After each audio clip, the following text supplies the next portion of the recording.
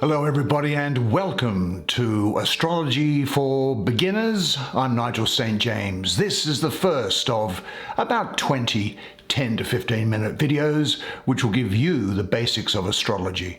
Now in my monthly star sign tarot readings I use a lot of astrology, and many of my viewers have asked me could I do something on astrology that's simple, basic and from the ground up that will give me a good understanding as to what's going on. Because very often what happens is we look at charts that the YouTube astrologers put up and we can become quite perplexed about what it is that they mean. Now the other thing that I'll say is this, is that that astrology itself is very spiritual in nature, and the symbology of it is. So what are the basics of astrology? Well, I suppose what we can do is ask ourselves, when did we first become aware of it? Well, over 4,000 years ago, there are written records of astrology, and of course it would have been done by people who had previously been handing things down over the periods. But the basics of astrology simply are this, that the planets that are in our solar system and the angles that they have in comparison to one another can be useful in predicting what is going to happen in our lives. And why that is so, we'll come to later. But the first thing that I'll say, though, is that you probably first see a description of astrology if you look at a thing like a birth chart. And what I'll be doing with these videos is doing things by hand in segments, in small pieces. This is just the overview that you've often seen. The numbers around the outside refer to the different houses, as they are called, and we'll get to those in due course. Those green things are the particular planets that were apparent at the time of day that you were born. The red lines are unhelpful aspects between planets. The blue lines are helpful aspects between planets. Now, what is also important is this little line that I've come out here, which talks about night and day. Under here is nighttime and above is day. So if you have most of your planets in your birth chart below that line, you're said to have a nocturnal chart. The other thing is this, is that on the eastern horizon, now I know it's not very intuitive, it's called the eastern horizon, that's the ascendant, and that is, what was the constellation that was rising on the eastern horizon at the time that you were born? Well, there's nothing more to be said about these things at the moment, because astrology is pretty well mainly about symbols, and we're going to talk about these symbols. But what's happened is that for thousands of years, people have noticed that the movement of the planets, and by the planets we include in there the moon and the sun as well, and for what the ancients were called the wandering stars. Now they are the planets which are not the sun and the moon, but they are the other planets which go from Mercury out in the solar system as far as Saturn. And they were called wandering stars because when you look up at night, they look like stars and they wander. They seem to move around. And all the other stars that were out there in the night sky, although technically from a scientific view they are moving around, because they are so far away, it has the appearance to us that they are still, and so they are called fixed stars. But we'll get into more of this in due course.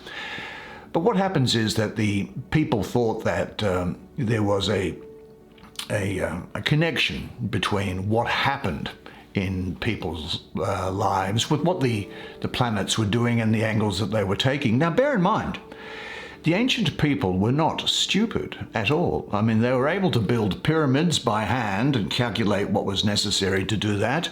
They could run aqueducts for 60 or 70 miles using just gravity to propel the water forward. Ancient people were very intelligent, and in fact, for those familiar with the Christian tradition, there is, I think in the second chapter of the Gospel of Matthew, reference to the birth of Jesus and the arrival of wise men from the east. And do you know how many wise men there are? Now, if you say 3, it's actually wrong. because it's not referred to how many people were there. We infer there were 3 people because of the 3 gifts that were left: gold, frankincense, and myrrh. But anyway, they were known as the Magi. In Latin, the singular of Magi is magus, which is a card that those familiar with tarot will understand.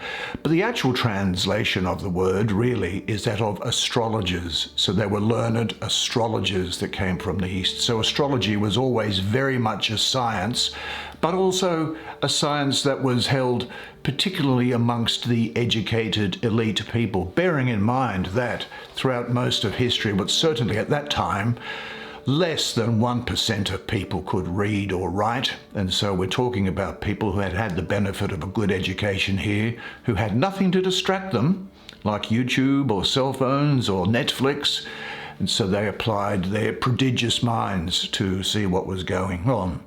Now, after a while and over time, what they did was they reconstructed, just as a historian would do. A historian can't just see what history is, but an historian has to look back and reconstruct from data that is available what happened in the past.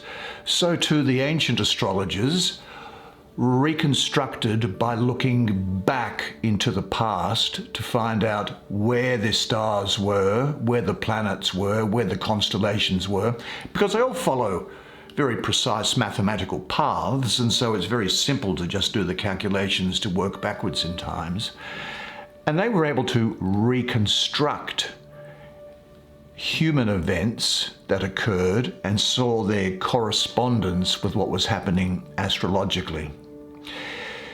And so they could see that there was, with the planetary movements, and the angles in particular that the planets made to each other in the chart. The chart itself, of course, is 2-dimensional. It doesn't take into account the distance or the depth between planets or constellations, nor the distance that they have. They were able to look at, by reconstructing what had happened, they were then able to say, well, given that this is what's happening today, we can predict, based on the past, what's likely to happen in the future. The other thing that we should understand is that therefore, astrology is not a clairvoyant or a psychic gift or talent. Astrology is, if you like, you can classify it as a science, or you can classify it as an art. Those versed in scientific materialism would prefer to say that it is probably that it's bogus, but that it's not scientific. But I'll ask you to consider 2 things. And the first thing is that if the explanation for why this thing exists is because of this thing here, and the explanation for why this thing here is because of this thing here, then over time, and going right back down the chain, we inevitably and logically come to the conclusion that something must exist without any explanation in order that anything with an explanation can exist at all. The other thing to bear in mind, and that's, I suppose, a theological, spiritual approach that one could take, and to say that, as is my view, that what we see out there are really graphic icons that point to a far deeper underlying spiritual motion and spiritual activity which is happening. But let's keep it away from spirituality for the time being. We'll come to that in the next video. But looking at the moment of creation of the physical universe, now it seems to be that science has general agreement that the universe at one time, about 13.8 billion years ago, had at a tiny, tiny point all the energy in that tiny point that is today throughout the entire universe that we can see, and we assume beyond what we can't see as well, because we assume that the universe extends out much further than that. Now, if that's the case, everything is connected to each other. And I suppose if one is to look at quantum mechanics, one can say that The pieces of matter were so closely connected with each other that they had become entangled with each other, and quantum entanglement means that if something happens to something here, it will have an effect on something there, which is not possible under the laws of current physics, such as it exceeds, it's too far away for the information to get there, and the information would need to travel faster than the speed of light. Now, throughout history then, we can say that people have observed the movements of the planets have a connection with human affairs. This is really a universal principle, I think, or life force that permeates human consciousness and subconsciousness. In the area of astrology, people ask themselves, well, what am I to make of free will? Does my birth chart condemn me to something? Well, the answer is no. What astrology does is astrology impels. It doesn't compel. That is, it might be giving you a gentle nudge towards a certain direction, but it doesn't force you to march along that path. So it's quite possible, particularly when you know your astrological birth chart or any challenges that may be coming up from time to time, how to use your free will and how to take action to sort out any potential difficulties that could come about. In a way, what astrology is like and your birth chart is like and what the heavens are doing at any time is this. They are like a recipe, or they are like a blueprint. With the recipe, you are not obliged to do everything step by step. You can make changes, you can leave things out, or you can make additions. And like a blueprint, you can also change what happens there. The next question is, I suppose people have, is it a case of cause and effect? Do the planets cause this to happen? Well, I don't think anything emanates from, there's no energy emanating from a planet, I don't think. So I don't think that the principles of cause and effect are at play. There's something much deeper at play than what we see in the physical universe and material science. And I guess the other question is this then, just to close off, is that why does astrology work at all?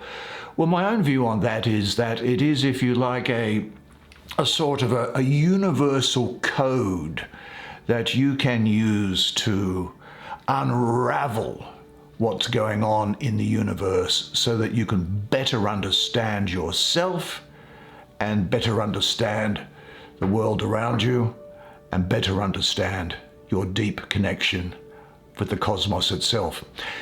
Next video we're going to use, because as very often you'll see in videos, you'll see, and I'll just draw them quickly here, there will be, here's say Venus, here's Mars, I'll show you this in just a second. Oh, that's pretty well got everything.